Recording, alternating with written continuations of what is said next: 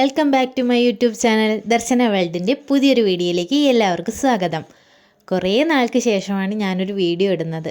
ഈ വീഡിയോ തന്നെ എടുത്തു വെച്ചിട്ട് കുറേ ആയി. അപ്പോൾ തമ്പനയിൽ നിങ്ങൾക്ക് കണ്ടപ്പോൾ മനസ്സിലായി കാണും, വളകാപ്പ് ചടങ്ങാണ്. എൻ്റെ അനിയത്തിയുടെ വളകാപ്പ് ചടങ്ങ്. ഈ വീഡിയോയുടെ പ്രത്യേകത, ഇത് കേരള തമിഴ്നാട് സ്റ്റൈൽ വളകാപ്പാണ്. ഈ വീഡിയോ എടുക്കുന്ന ദിവസം ഹർത്താലായിരുന്നു, അതുകൊണ്ട് തിരക്കൊന്നും ഇല്ലാതെ ഞങ്ങൾ വീട്ടിലെത്തി. വീട്ടിൽ ചെന്ന് എല്ലാവരും ഒരുമിച്ച് ഒരു ബസ്സിൽ പോകാനായിട്ടാണ് പ്ലാൻ ചെയ്തത്. ഹർത്താലായതുകൊണ്ട് നമ്മൾ കല്യാണം എന്നൊക്കെ ആ ബസ്സിൽ എഴുതി വെച്ചൊക്കെയാണ് പോയത്. ഇത് എല്ലാവരും ഇറങ്ങും മുന്നേ ഉള്ളൊരു വീഡിയോ എടുത്താണ്. പിന്നെ എൻ്റെ ഫാമിലിയുടെ കാര്യം എനിക്ക് പറയാതിരിക്കാൻ വയ്യ. എല്ലാവരും എനിക്ക് സപ്പോർട്ടാണ്. എനിക്ക് വേണ്ടിയിട്ട് വീഡിയോ എടുത്ത് തരാനും, എടുക്കുന്ന വീഡിയോ മാത്രമേ ഞാൻ എടുത്തിട്ടുള്ളൂ. ബാക്കി ഫുൾ എനിക്ക് എടുത്തു തന്ന വീഡിയോസുകളാണ്.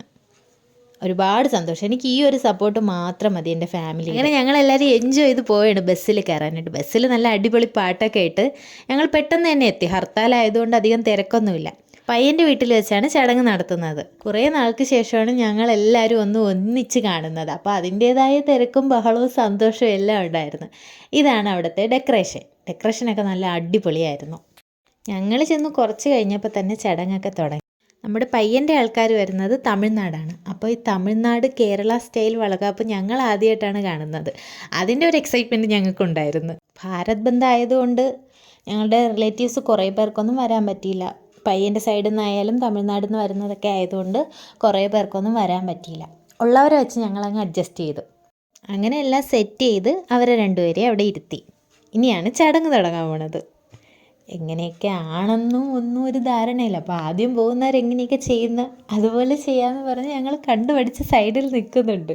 ഞങ്ങളുടെ നാട്ടിൽ 7-ാം മാസം ചടങ്ങെന്ന് പറയുമ്പോൾ പെൺകുട്ടിയുടെ വീട്ടുകാർ 7 ഇനം പലഹാരം കൊണ്ട് പയ്യൻ്റെ വീട്ടിലോട്ട് പോകുന്നു. അവിടെ ചെന്നിട്ട് ആ 7 തരം പലഹാരങ്ങൾ അവിടെ ഒരു പാത്രത്തിൽ വെച്ചതിന് ശേഷം ചടങ്ങ് സമയത്ത് അവർക്ക് അതിൽ നിന്ന് കുറേശ്ശെ ഈ ചടങ്ങ് ചെയ്യാൻ ചെല്ലുന്നവരെല്ലാം അതിൽ നിന്ന് കുറേശ്ശെ പെൺകുട്ടിയുടെയും പയ്യൻ്റെയും വായിൽ വെച്ച് കൊടുക്കുന്നു.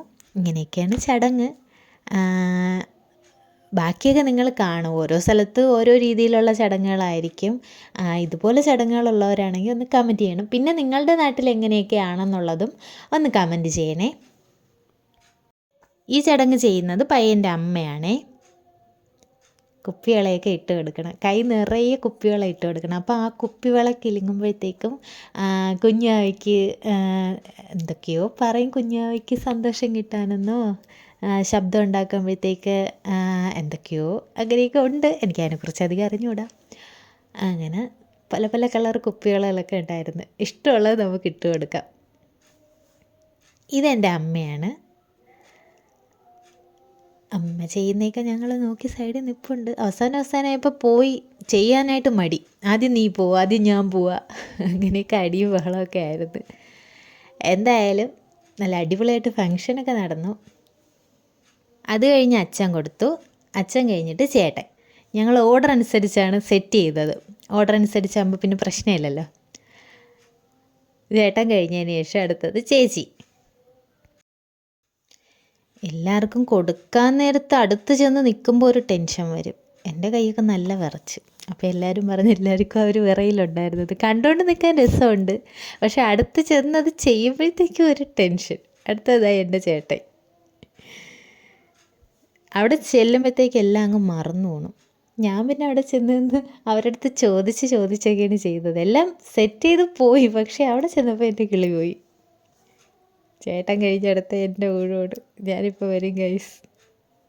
എനിക്ക് ആകെ മൊത്തത്തിൽ ടെൻഷനായിരുന്നു. എല്ലാവരും ഇങ്ങനെ നോക്കിക്കൊണ്ടൊക്കെ നിൽക്കുമ്പോൾ ചെയ്യാനായിട്ട് ഭയങ്കര ഒരു മടി. എൻ്റെ ഊഴ എത്തി. ഞാൻ വാറിൻ്റെ അടുത്ത് ചോദിച്ചാണ് ഓരോന്ന് ചെയ്യുന്നത്. കണ്ടാൽ നിങ്ങൾക്ക് മനസ്സിലാവും. സമാധാനമായി, എങ്ങനെയെങ്കിലും കൊടുത്തു കഴിഞ്ഞ്.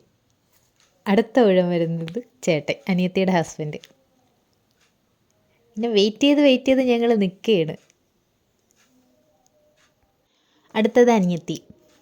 അവളും ടെൻഷൻ അടിച്ച് തന്നെയാണ് കൊടുക്കണത്. ഇവക്ക് എന്നെ തള്ളിവിടാൻ ഭയങ്കര ഒരു ശുഷ്കാന്തിയായിരുന്നു. ഇത് ഞങ്ങളുടെ ഒരേ ഒരു ബ്രദർ. ഞങ്ങൾ 4 പെൺപിള്ളേർക്കുള്ള ഒരേ ഒരു സഹോദരനാണ്. അടുത്തത് ഞങ്ങളുടെ ഒരേ ഒരു നാത്ത്. അവൾക്ക് നല്ല ടെൻഷൻ ഉണ്ടായിരുന്നു. വീഡിയോ നിങ്ങൾക്ക് നോക്കിയാൽ മനസ്സിലാവും.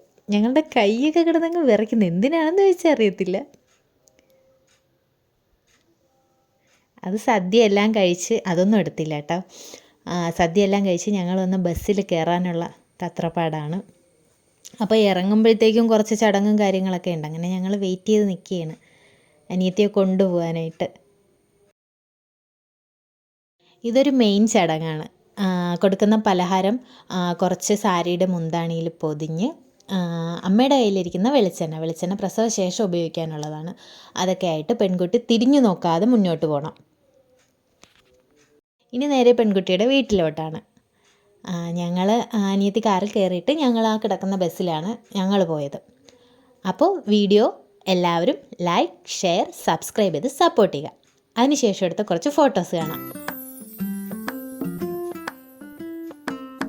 അപ്പോൾ അടുത്തൊരു വീഡിയോയുമായി വരുന്നത് വരേക്കും ടാറ്റാ.